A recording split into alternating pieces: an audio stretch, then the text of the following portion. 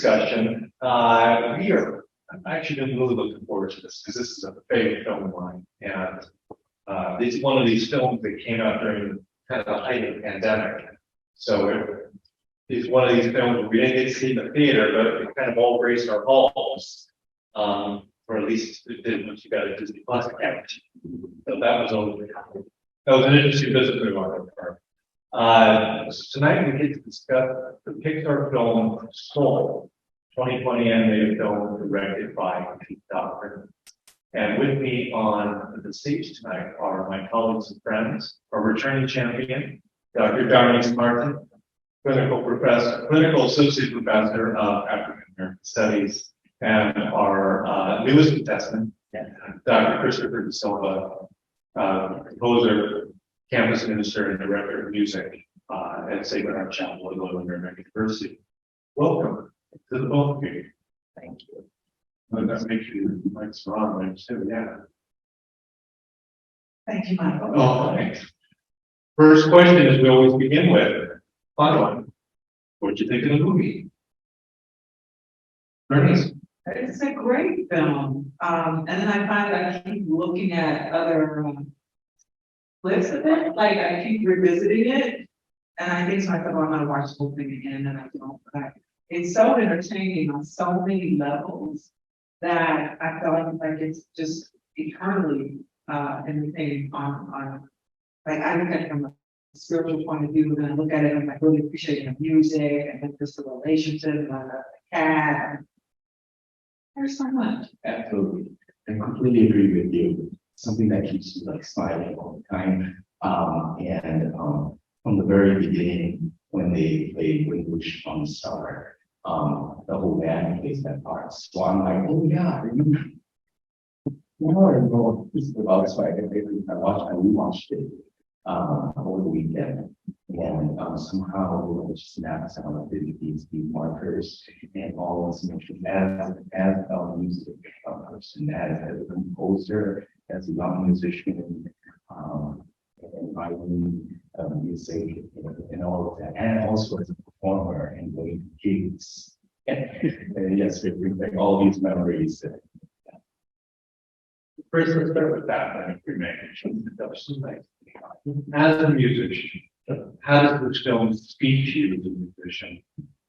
Do you find it to be an accurate portrayal of the music vocation, or at least how the art speaks to those that pursue? Well, I would say it certainly paints the struggle, and which is really real for every musician. And when the mother says, this is not what you should be doing, you should be doing a full-time job. So all these little, scenarios play out, and I would say very close to being too close to the musician's journey of wanting the next gig, what the next gig is. And I think in terms of where and how I have grown as a musician, this is certainly touched my heart, and very close to home. I have to reference 22 actually, because 22 is the one who, for me, I 22 is the one that brings this whole thing together with the I'm not good enough. Yeah. I can say more about that, but maybe that one's. In terms of music, well, let's talk a little bit about its impact on culture and community. Darnise, this is a form of music, and the subject of this film is particularly jazz and the importance of jazz to the African American community and experience in the United States. Could you speak to that a bit for us? Oh my gosh, we'll have to go back to like 1900. The story of the enemy. Well, it starts, in the early part of 1900. It's always for American art forms. It always starts as protest and resistance, like circling the wagons around community. Pretty much that's our story as African American people. We can talk about the spirituals on the plantation and gospel music and the blues. And so when we talk about jazz, we're talking about something that is improvisational by nature. And I always think of it as a metaphor for life. You've got to improvise in this thing called life, right? We're all continually surprised, shall we say, and challenged in so many different ways. And jazz represents the musical form of that. What do you do? What do you do when the other musician does this or that, right? It's different from Euro-American music in the sense that it's not free, it's that much of a free-for-all. So when you get jazz musicians, African-American jazz musicians, what they're wanting to do is go off the page, right? Which in a society that's really trying to hem you in all the time, what do you want most? You want to be free.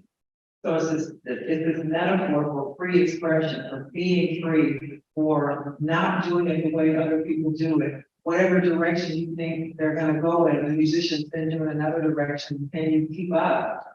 And so I think of it as, aside from the actual ethnomusicology of it, but jazz is this great metaphor for making your way through life and its challenges. And a lot of it is ducking and dodging. And African Americans do that as a matter of resistance and safety, really. So as soon as people kind of catch on to what we're doing, we change it up. And in pop culture, that's always the way. We change it up. We change up the slang. Right? The language is subversive. The language or the idiom of jazz is subversive. And as soon as other people can catch on to it, change it up. Right? Which sometimes creates tension among musicians. So again, that's the way, right? So, it's always about resistance and security and revolution and protest.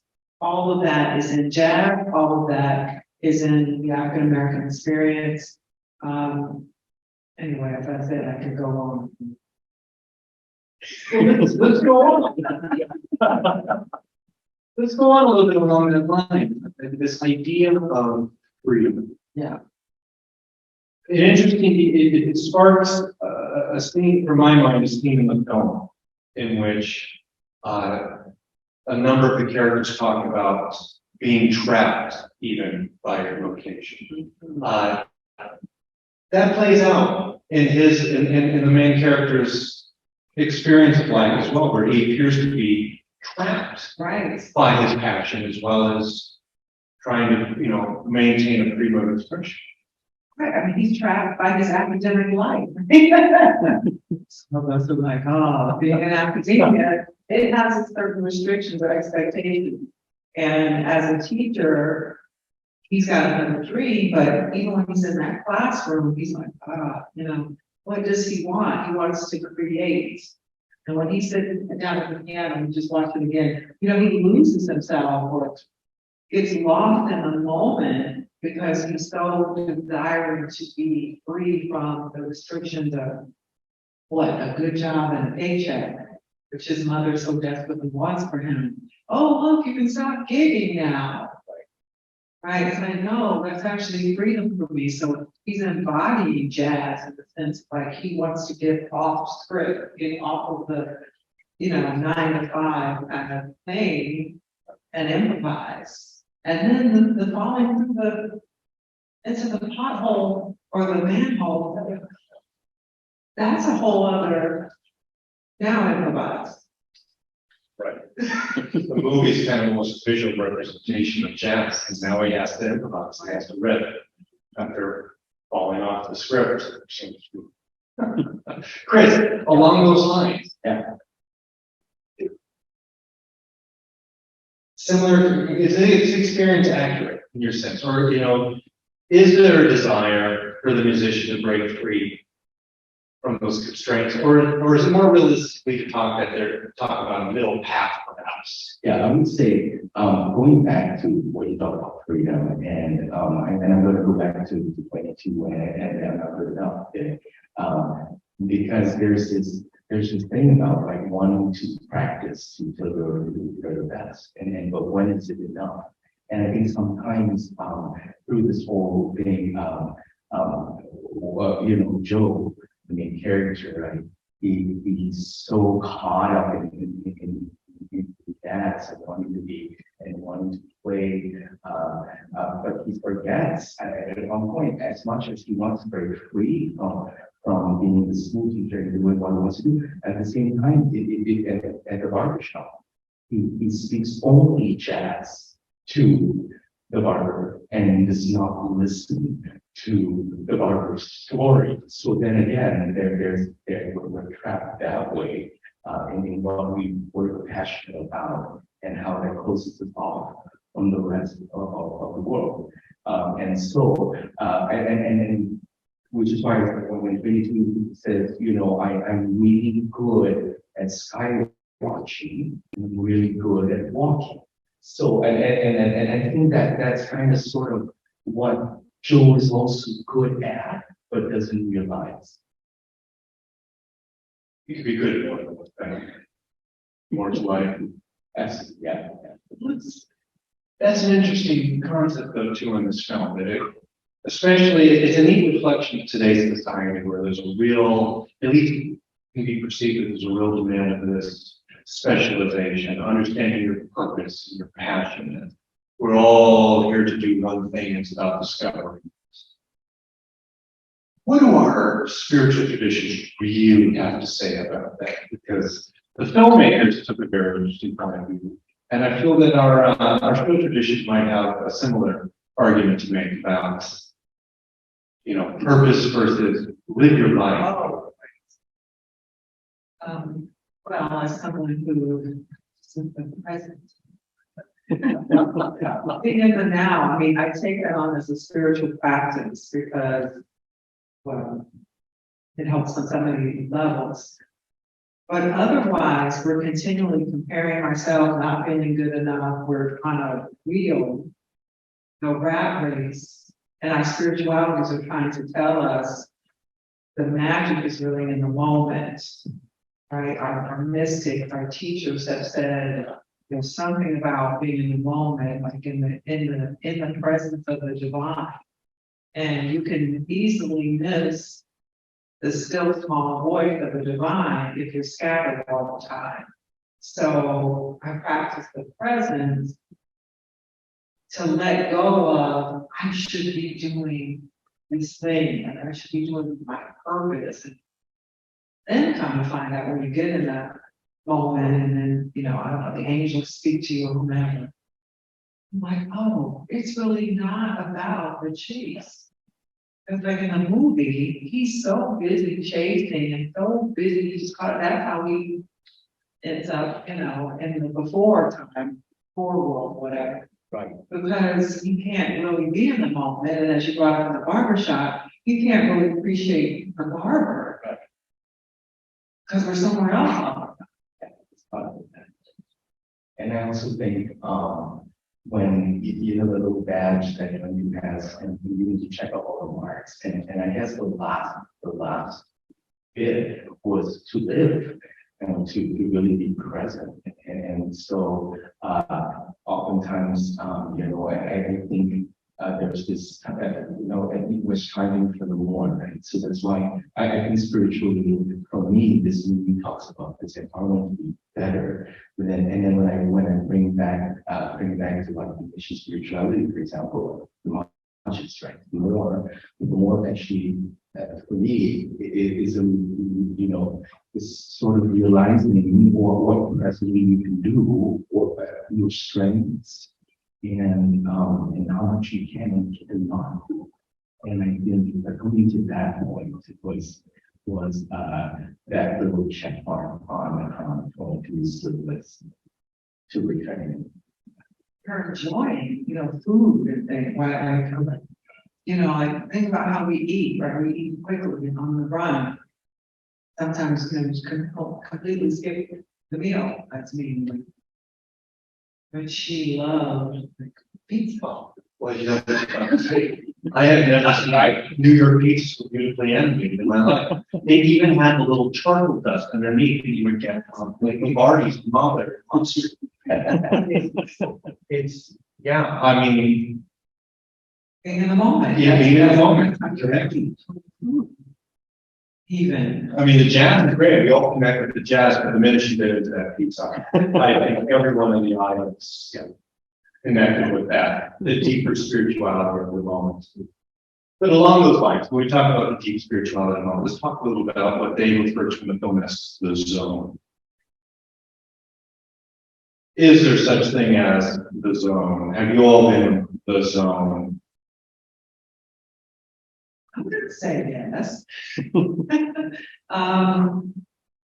Let's talk about broadly in our society, like an athlete in the zone, and so I think of it as that space where you're actually not thinking, we're not trying, we're not efforting, we're not efforting. We're allowing the spirit to move through us in such a way that something magical happens, like there's the miracle, because the divine is made flesh, in the sense, in terms of the manifestation through the artist, through the activity of the person who is kind of gotten out of the way, which meditation practice is supposed to do for us, get out of your own way, allow something else to happen. So the zone, like, just freestyle, like it's just freely flowing now. Chris, what's your experience, especially as a composer? Yeah, I think you're absolutely right. Not trying too hard and knowing when enough is enough. Because I tend to, mess with things and want to improve it. And then, oh, the deadline is moved, so let me add another section and try something else different. And oftentimes, I think if we allow ourselves to be ourselves, then that shines through in music and in art and in everything that we create, I think. So that it really resonates. I mean, it really shows on who you really are, and that's the representation that you want in your work. I think it is true as well. Out of curiosity, for those of you in the space tonight, I can't see everybody online. Their heads are way too small on the laptop. But show of hands, how many people here have experienced the zone? Okay, good. Well, that's all the vast majority of it. So what kind of magic that goes into that. It is a richly spiritual moment where you even kind of find yourself coming out of it going, oh, what just happened? Does being in the zone require a level of surrender? Absolutely. I mean, I'm right. And I notice if I'm trying, I'm efforting, and that's kind of not so great. And then, but I think it requires the discipline of putting oneself in a space. And then, meaning, go sit down in front of the computer to write every day, sit down at your instrument every day, create the space, and then allow that, oh, it's not me, right? Like something else is getting ready to happen. My part is the discipline of putting myself in the chair. And for writers, that's kind of hard because we keep thinking about the whole of the project, and do I have anything to say? And no, I don't have anything to say. And I imagine as a composer and musician, it's kind of that way too.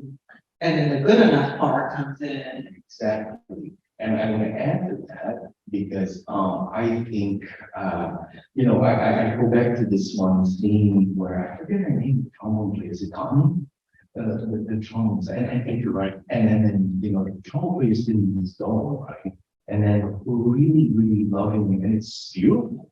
And all of a sudden, at one moment, she realizes that people are there and looking at her and feeling very sort of like, in some way judged and self, a little bit, she becomes shy and she moves back and I think letting yourself So in terms of self-expression, not being concerned about people thinking and thinking for yourself that it is good enough. Which you said a mouthful there, and I think about walking on water. What are you not supposed to do, right? Don't look down, don't become self-conscious, which we all do something while, like you're giving a speech or something. You can get a flow, and all of a sudden it's fake. Oh my gosh, it's all these people looking at you. That's why we can lights on the front. Right. We're all artists and musicians, so that self-conscious comes with the territory. So I'm like, I'm pretty. So, along those lines, though, Chris, you actually bring up a good point about that. You know, so the scene where everyone's kind of staring at her after she realizes she's in the zone. Yeah, we all done in the city. We see a lot of self-expression in different ways all the time, but we also see people's reactions to it. Are we fairly uncomfortable with people seeing other people in the zone? It always seems like there's kind of You look weird. yeah, they're like, what's going on with you there? Yeah, it seems there's sometimes a desire to both be self-expressive and at the same time be resistant to it. Yeah, and you know what, as creatives, we ask people to explain their process. And I know I'm one who I like to hear artists explain their process, but at the same time, I'm also knowing there's no playbook, like list of instructions, like somebody can learn an instrument, but at a certain point, you gotta get out of the way. Right, there's the part that you can check off, and then there's the part where you can't. And so sometimes watching somebody else in the zone, I want to know exactly what you're thinking, what exactly that I want to know. And it's like, hey, you gotta kind of like let it be what it is. Maybe that's a mystical thing that we're observing. Does these types of things happen naturally, or do we need time for that? Not our society, we don't need time for things where it doesn't seem that you're checking tasks off the list. Yeah, I think we need to make time for these kind of things. I think these kind of the moment where you know that part of the leaf falls and just actually being aware of that. Yeah, I think that's something that we need to take responsibility ourselves. The discipline of The it. discipline of it, right? And then who's the guru in the film again? Oh, moving, yeah. Flipping the sign.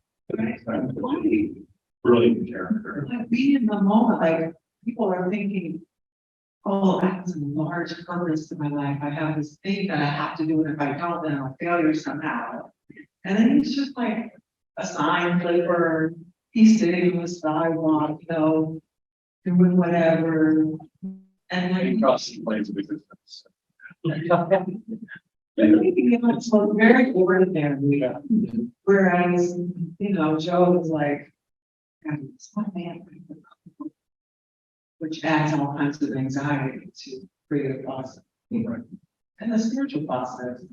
So, and we're fortunate too, because both of you are also theologians by training.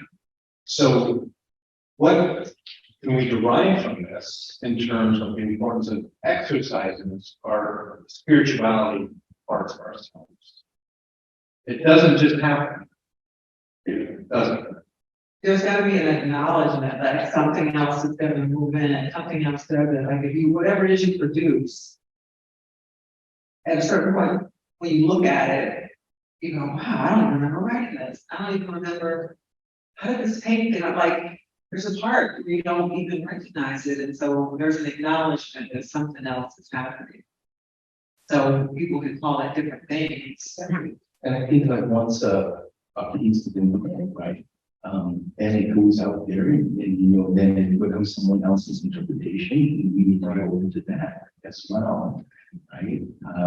As much as we think like this is how it should be in terms of tempo and whatever it might be, orchestrational one, but one might take it, something else, something that maybe we didn't think might be a good thing. Sounds perfect for thinking about God. There's sort of almost a miraculous process to it, this miracle of artistic or even scientific, whatever it is, miracle, where you want to, words you want to use it, this miracle of creation or the creative act of bringing something into the material world, both through the artist and then how that's consumed and or interacted with or reflected upon by the people that engage in art. It becomes a sort of communal dialogue, a space of dialogue. That seems like a fairly humbling process for the artists. Yeah. There's a term I use in my religion classes. I haven't made it up. I introduce my students to a whole theological vocabulary, so theological anthropology, and the idea of this relationship between the God and the human. And what is that like on any given day? Do we only reserve it for sacred spaces? Do we not think about it in terms of the arts? Even though we know that the arts or sports or whatever, we speak something that we can't explain, but then we try to explain it away. The theological anthropology reminds us that's the intersection of the divine and the human. Having a party. Yeah, I'll add to that and talk about like,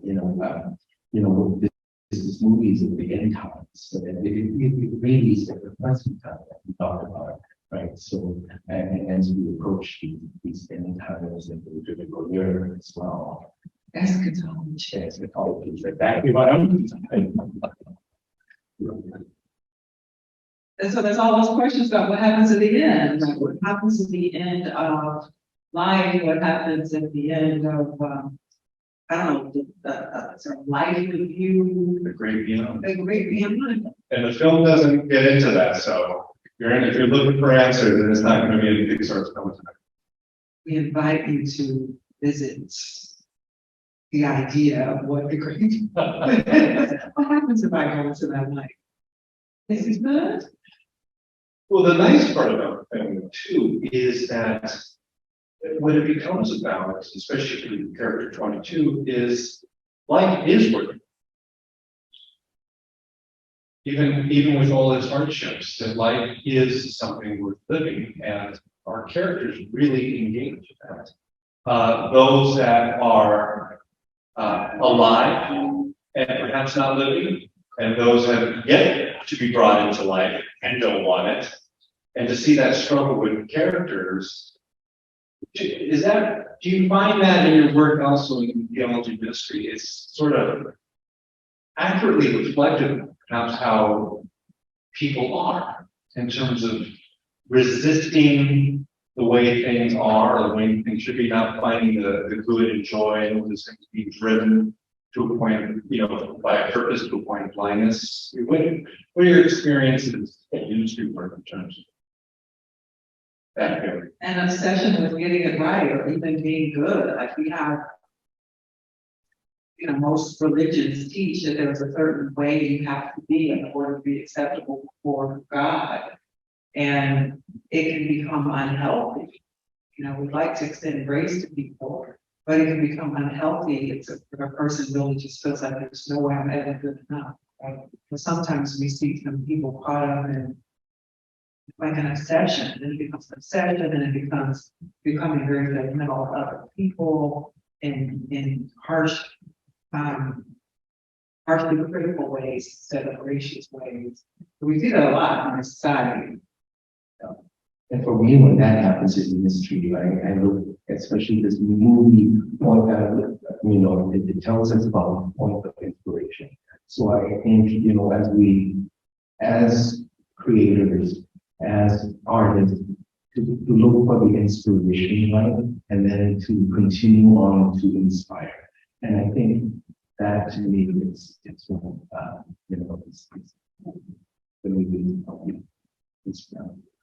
Are we obsessed with the destination? Okay, Next question. Are we?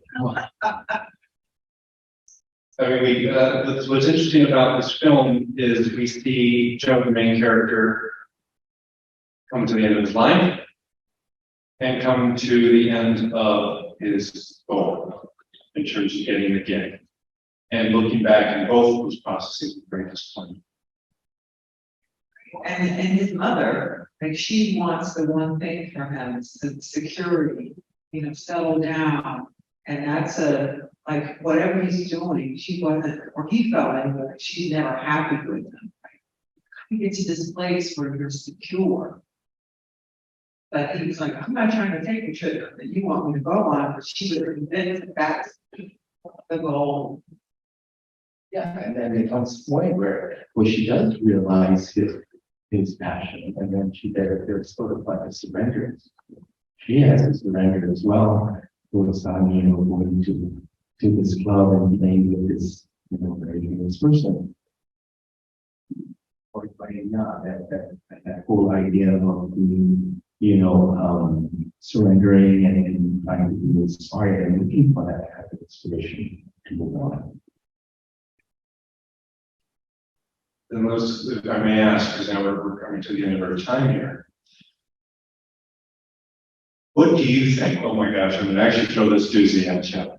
Because the film does kind of get into this meaning of life, I think. What is, you're talking about purpose. I don't want to use that word, trying to get away from that, but here we are brought into life. And at the end of the film, the character presents his own answer to this, which I won't spoil. But what do you think life is about?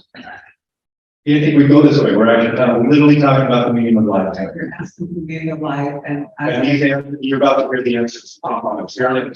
Ladies and gentlemen, the meaning of life is the meaning you give it.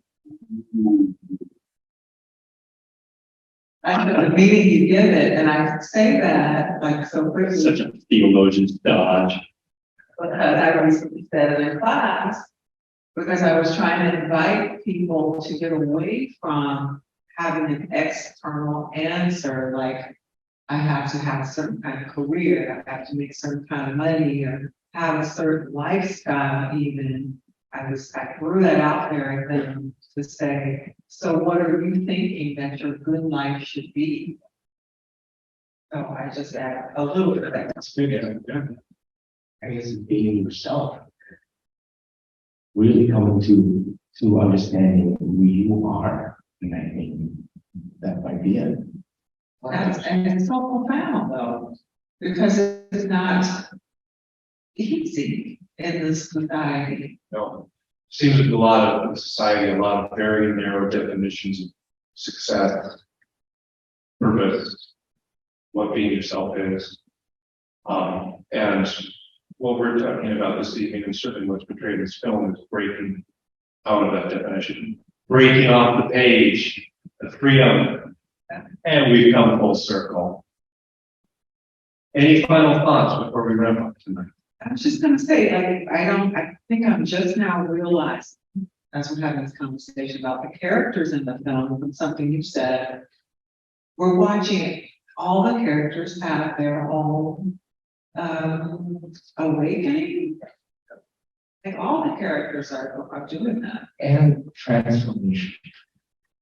So I think looking at it through this sort of like reflecting on transformation and a transformation kind of journey, I think that's to me, how I would look at it if I watch it again. Well, thank you both very much. Thank you all of us who joined us this evening. There will be a Q&A portion to this conversation next week, which will give an opportunity for those of us those joining us online to view the film on their own time and also pose questions. We'll continue this conversation next week. For those of you joining us online, please leave your questions in the comments section. And for those of you with us tonight in the gallery, enjoy the film. You're in for a treat. Thank you all very much. Appreciate it.